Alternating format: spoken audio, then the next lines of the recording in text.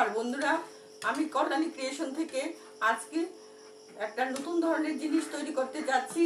তার নতুন হলো, সবাই আমরা মিষ্টির দোকান থেকে খাই সেই মিষ্টিটা, তার নাম হলো ক্ষীরটোয়া।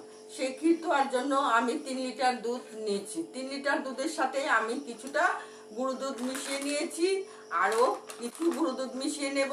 তারপর আমি এটাকে ছানায় পরিণত করব। তারপর ছানাটাকে আস্তে আস্তে খুব ভালো করে হাত দিয়ে মিক্সড করে তারপর আমি ক্ষীরটোয়াটা তৈরি করব। আর এই যে হাঁড়িটাতে আছে, সেই হাঁড়িটাতে আমি ঘন করে 2 লিটার দুধ ঘন করে নিয়েছি। খুব সুন্দর করে দেখুন কতটা ঘন। তার মধ্যে আমি সেই ক্ষীরটোয়াগুলি দেব। সেই ক্ষীরটোয়াগুলি আস্তে আস্তে সিদ্ধ হয়ে তারপর ক্ষীরটোয়ায় পরিণত হয়ে যাবে। তাই আমি বন্ধুদের বলছি, আমার এই ভিডিওটা প্রথম থেকে লাস্ট অবধি যেন বন্ধুরা মনোযোগ সহকারে দেখে। আর আমার ইউটিউব বন্ধুদের বলছি যে আমার এই ভিডিওটাতে লাইক, শেয়ার, কমেন্ট এবং সাবস্ক্রাইব করতে যেন না ভুলে। তাই আমি এখন ভিনেগার না দিয়ে আমি লেবু রসটাই দিয়ে আমি ছানাটা তৈরি করব। ভিনেগার না দিয়ে লেবু রসটাই দিচ্ছি, কারণ ভিনেগারটা অনেকবারই আমি দিয়েছি, কিন্তু ভিনেগারটা আমার একটু পড়ে গেছে, তার জন্য আর ভিনেগারটা না দিয়ে আমি আজকে লেবু রসই দিচ্ছি। এখন আস্তে আস্তে আমি ছানাটা কাটার জন্য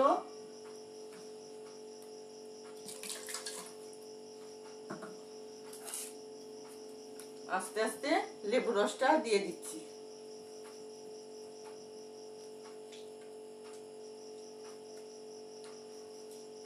লেবুটাকে আমি বড় ছাঁকনিতে দিয়ে ছেঁকে দিচ্ছি, যেন কোনো কিছু লেবুর যে ছোট ছোট কমলার মতো থাকে সেগুলি যেন না পড়ে। তাই আমি 2টা লেবু খোসা চিপে দিয়েছি। এখন আস্তে আস্তে আস্তে আস্তে দুধটা ছানায় পরিণত হয়ে যাবে।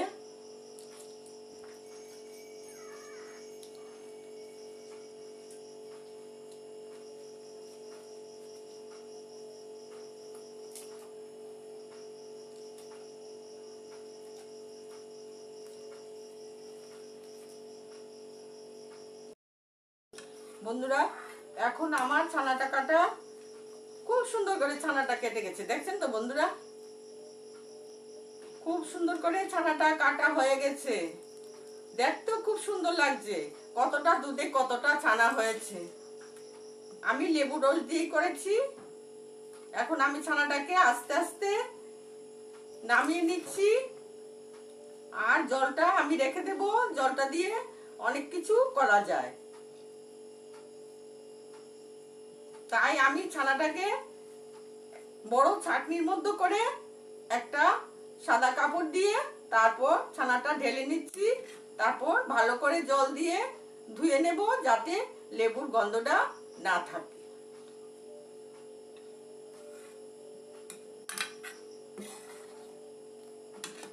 দেখছেন তো বন্ধুরা কি সুন্দর করে ছানাটা কেটে গেল।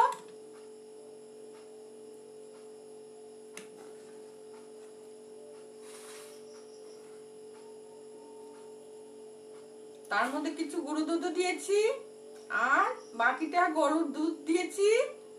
তা দিয়ে আমি এখন ছানাটা করে নিচ্ছি। ছানাটাকে ভালো করে ধুতে হবে।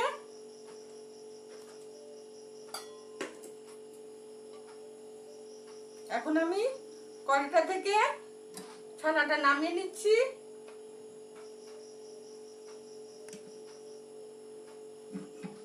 খুব সুন্দর করে ছানাটা হয়ে গেল। কতটা ছানা হলো দেখলেন তো বন্ধুরা?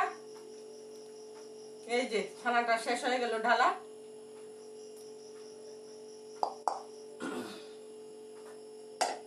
এখন আমি কি করব, আমার যে দুধটা আছে, যে দুধটা আমি ক্ষীরের জন্য রেখেছি ঘন করে, সেই দুধটা আমি এখানে বসিয়ে দিচ্ছি। এটা আরেকটু ঘন হওয়ার জন্য। এখন আমি ছানাটাতে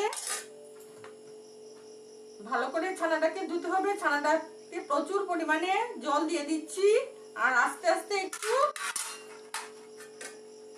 নাড়াচাড়া করে দিচ্ছি যাতে ছানাটা লেবুর গন্ধটা যাতে চলে যায়, তার জন্য আমি ভালো করে জল দিয়ে ছানাটাকে ধুয়ে নিচ্ছি।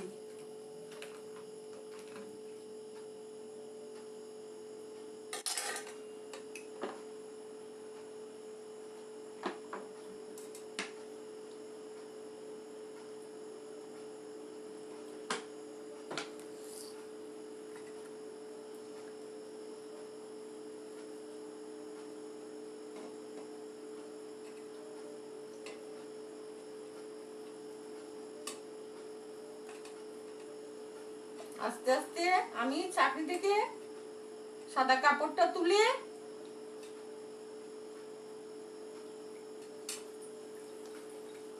একটু হাত দিয়ে চাপা দিয়ে জলটা বের করে নিচ্ছি।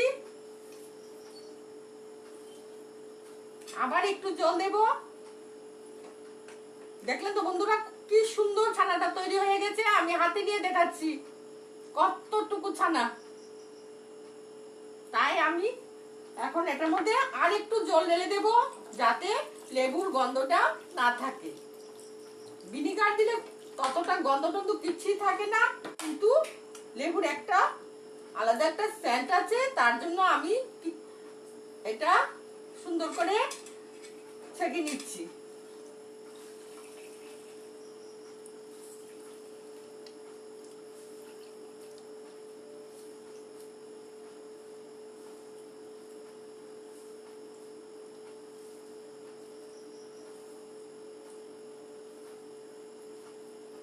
ছানাটা খুব সুন্দর করে চিপে নিচ্ছি। যতটা জল আছে সবটা জল বের করে নিচ্ছি। আমরা তো বাজার থেকে খিরতুয়া কিনে খাই, সবসময় তো আর ঘরে তৈরি করতে পারি না, না পট করে। কিন্তু আজকে আমার কি জানি ইচ্ছে হলো ঘরে খিরতুয়া তৈরি করব। কিন্তু আমি আর অনেকবার করেছি, তাই আজকে আমি নিজে ঘরে খিরতুয়াটা তৈরি করছি। একটা ট্রে নিচ্ছি, ট্রেটাতে ছানাটা ঢেলে দিচ্ছি। দেখলেন তো বন্ধুরা কি সুন্দর করে ছানাটা কতটা গুল্লু, কি সুন্দর একটা বলের আকার ধারণ করেছে ছানাটা। এখন আমি ছানাটাকে কি করব, আস্তে আস্তে আমার হাত দিয়ে এরকম ভাবে হাত দিয়ে ছানাটাকে প্রচুর পরিমাণে এইভাবে ডলে নিতে হবে যাতে ছানাটা খুব সুন্দর করে মিশে যায়। তারপর খিরতুয়াগুলি তৈরি করতে হবে। এই যে হাতের এই জায়গা দিয়ে ছানাটাকে মিহি করতে হবে।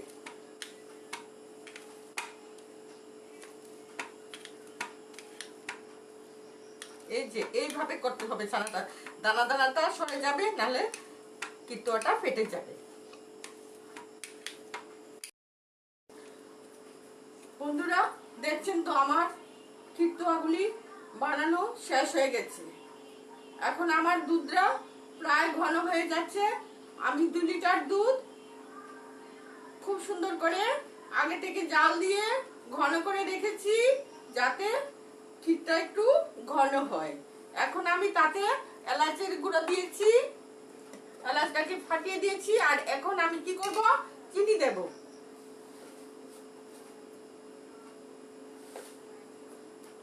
কিছুটা চিনি দিয়ে দেব, কারণ দুধ তো এমনিতেই মিষ্টি। কারণ কিছুটা আমি গুঁড়ো দুধ দিয়েছি, তার জন্য গুঁড়ো দুধ একটু তো মিষ্টি ভাব থাকে, তার জন্য আমি মিষ্টিটা একটু কম দিচ্ছি। এখন আমি ক্ষীরগুলিকে, এই যে খিরতুয়াগুলিকে একটা একটা একটা করে ছেড়ে দেব। তাই বন্ধুদের আমি দেখিয়ে দিচ্ছি যে খিরতুয়াগুলি আমি, এই যে আমার 2 লিটার দুধে কতটা খিরতুয়া হয়েছে, 10টা খিরতুয়া হয়েছে। এখন আমি কি করব, খিরতুয়াগুলি দুধের মধ্যে ছেড়ে দিচ্ছি।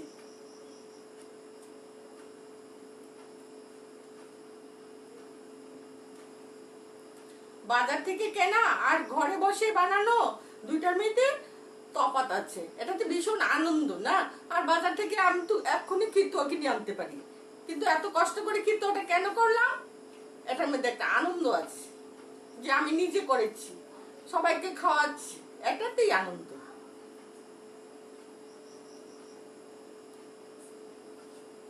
এখন খিরতুয়াগুলি পরপর আমি দুধের মধ্যে ছেড়ে দিলাম। এখন খিরতুয়াগুলি সিদ্ধ হতে থাকবে।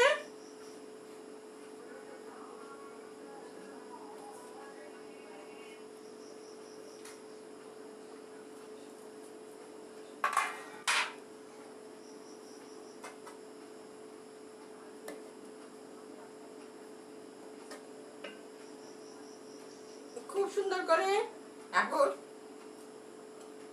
অনেকটা টাইম নিয়ে খিরতুয়াগুলি সিদ্ধ হবে আর বড় বড় হয়ে যাবে।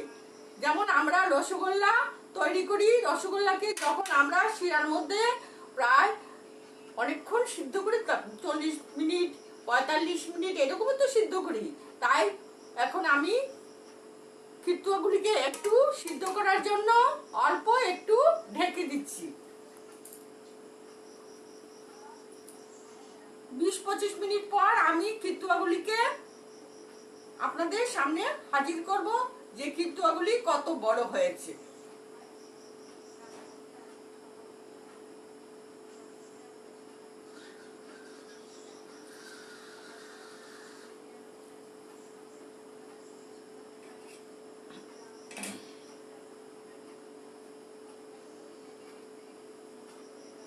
তাই বন্ধুরা, আমার খিরতুয়াগুলি খুব সুন্দর করে জাল হচ্ছে, সিদ্ধ হচ্ছে।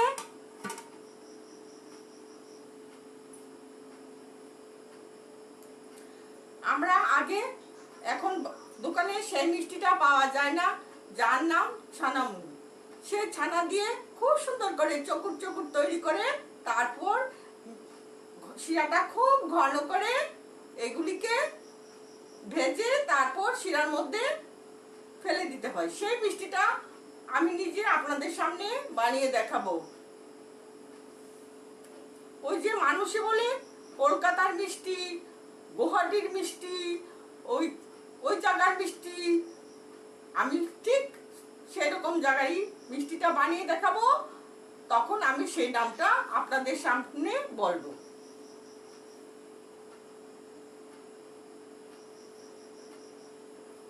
মানুষে কলকাতার রসগোল্লা বলে, কলকাতার দই বলে, কিন্তু আমি দেখি আমাদের এখানে ভালো দই পাওয়া যায় কলকাতা থেকে।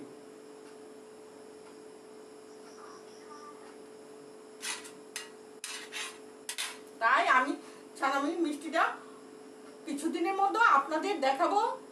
কিন্তু এখন আমি খুব প্রসিদ্ধ জায়গা, সেই প্রসিদ্ধ জায়গার নামটা আমি আর আপনাদের সামনে এখন বলছি না। যেদিন তৈরি করব সেদিনই নামটা বলবো।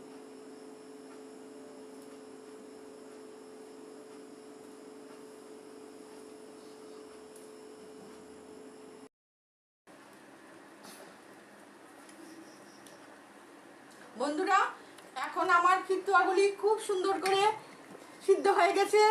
দেখছেন তো বন্ধুরা, কত সুন্দর খিরতুয়া হয়েছে, ঠিক বাজারের মতো হয়েছে তো খিরতুয়াগুলি দেখতে।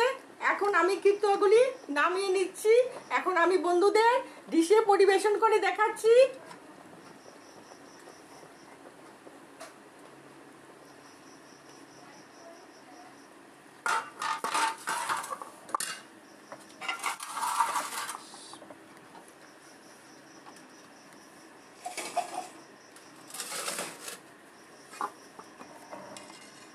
এখন আমি বন্ধুদের দেখিয়ে দিচ্ছি যে খিরতুয়াগুলি কি সুন্দর হয়েছে।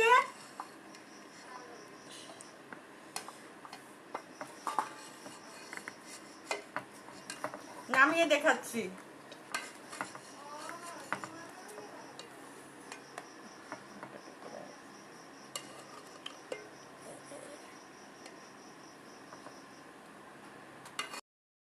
বন্ধুরা, এখন দেখছেন তো কি সুন্দর করে খিরতুয়াগুলি নামিয়ে নিয়েছি। কত বড় খিরতুয়াগুলি, কত বড় হয়েছে ফুলে। তাই আমি বন্ধুদের বলছি, আমার ইউটিউবের বন্ধুদেরও বলছি, তারা যেন খিরতুয়া নিজেরা ঘরে তৈরি করে এবং খুব শান্তি মতো খেতে পারবে। কারণ বাজারে যতটুকু খিরতুয়া দাম দিয়ে কিনতে হয়, ঘরে বসে আমরা তার থেকে বেশি খিরতুয়া খেতে পারি। খুব সুস্বাদু খিরতুয়া বললেই মানুষের জিভে জল এসে যায়।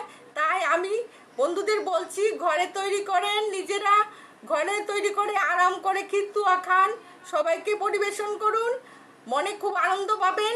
ঘরের খিরতুয়া আর বাজারের খিরতুয়া এক নয়। দেখছেন তো বন্ধুরা কতটা ঘন হয়েছে ক্ষীরটা। তাই আমি বন্ধুদের বলছি যে আমার এই ভিডিওটাকে যেন বন্ধুরা লাইক, শেয়ার, কমেন্ট, সাবস্ক্রাইব করতে যেন না ভুলে। আমার ইউটিউবের বন্ধুদের বলছি তারাও যেন সুস্থ থাকে আর ঘরে বসে খিরতুয়া তৈরি করতে পারে। এই বলে আমি আমার আজকের এই ভিডিওটা শেষ করছি। Thank you.